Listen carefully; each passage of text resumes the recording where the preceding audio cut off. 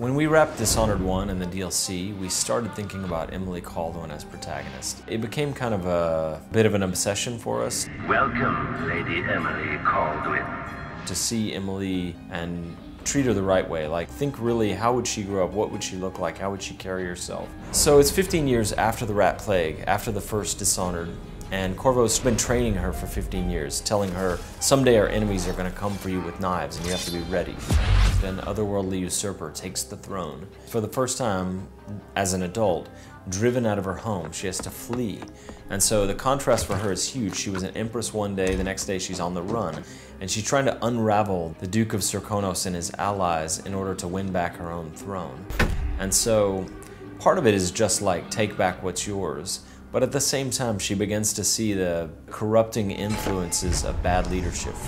Her motivation becomes, I need to take back the empire so that I can do right by the people. When we decided that Emily got to have her own powers, they needed to be interesting enough to be as cool as Corvo's. Her mobility power is called Far Reach, where it's more elastic than Blink. It's not so much a short-range teleport as it's almost like a supernatural grapple that allows you to pull yourself through the world. You can slingshot past things. You can grab people and pull them toward you and assassinate them in midair. You can pull objects toward yourself. Far Reach can be upgraded in different ways. Domino, it's that power that allows you to link the fate of characters in the world, and whatever happens to one happens to the other. If you look at her powers, most of them are befitting of an empress. She can link people together so that they share the same fate. She can mesmerize a crowd of people. There you are. I feel so empty right now.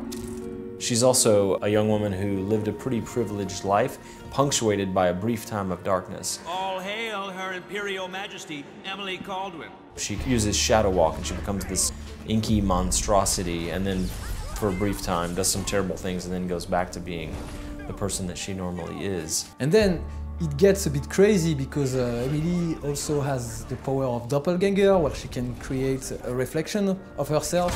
It can be used to distract AI enemies, or it can be upgraded so that it's actually lethal and it can assassinate.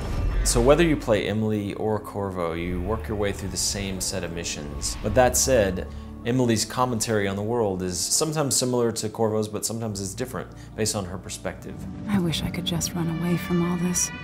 Sometimes you do. And one of the underlying themes of the game is that Emily, as Empress, is used to depending on a lot of other people to get what she needs. And in this situation, she's really only got herself to depend on. And then on top of that, because she is a former Empress, an Empress on the run, people react very differently when they see her than they do to Corvo. All that, and you have your father's eyes, your Imperial Majesty.